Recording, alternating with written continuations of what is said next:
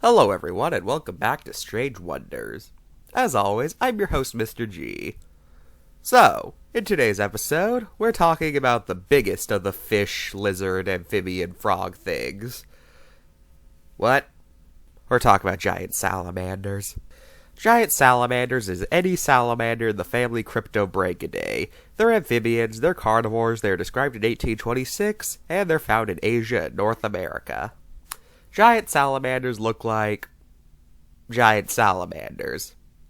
Yeah. The giant salamanders are the largest of all amphibians, especially the Chinese giant salamander, which can reach a whopping 6 feet in length. Okay, I know that sounds pretty unimpressive when you look at the other biggest animals of specific groups, but okay, I can't actually think of anything else to say on the matter. Anyway, most giant salamanders live in Asia, but there is one American species.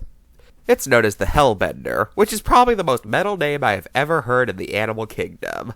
If you're wondering, the most popular explanation is that European settlers looked at this thing, and they described its skin as looking like it had been burnt from the fires of hell itself. Giant salamanders are some of the oldest living amphibians, with them having been around since the Jurassic. Now, one thing to clear up is that yes, there were a lot of amphibians from as early as the Devonian that look like salamanders, but these aren't considered true salamanders, and for the record, some of them aren't even considered true amphibians, but rather prototype amphibians.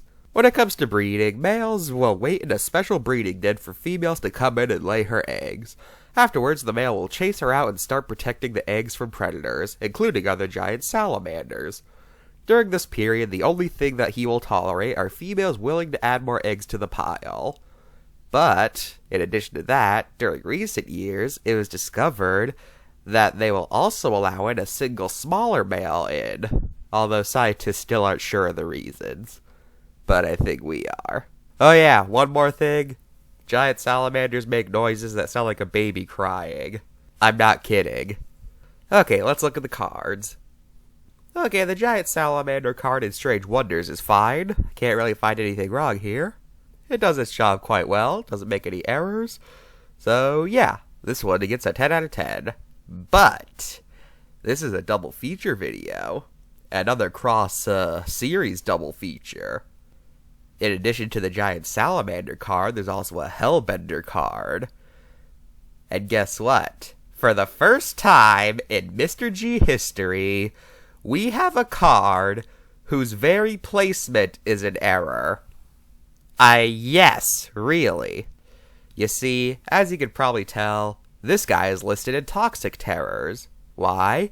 Because according to this, it secretes a toxic slime from its skin. However, that is actually a common myth. The slime Hellbender's release is not toxic. It just doesn't taste good. But just because something doesn't taste good doesn't mean it's poisonous. A lot of people don't think Brussels sprouts taste good, but are they poisonous? And what about medicine? That tastes terrible, but it's not poisonous.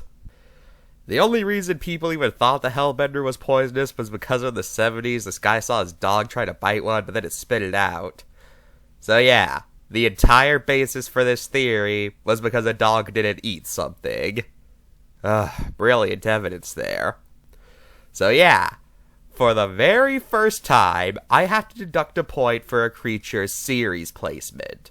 Yes, I complained about leeches before, but those ones you could make an argument for both categories belonging, so I couldn't really deduct points there.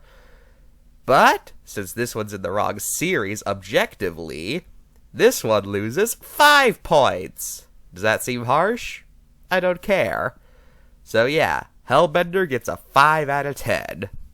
Now, giant salamanders are a pretty common sight in zoos. My local zoo actually has a hellbender in their reptile house, which is cool.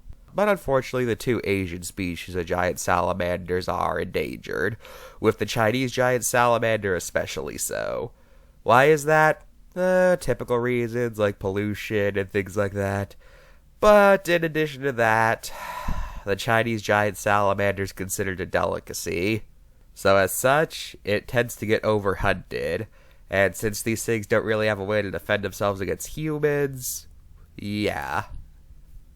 Okay, I'm sad now. That's all for this episode of Strange Wonders. Join us next time when we talk about the meat monkeys. Bye.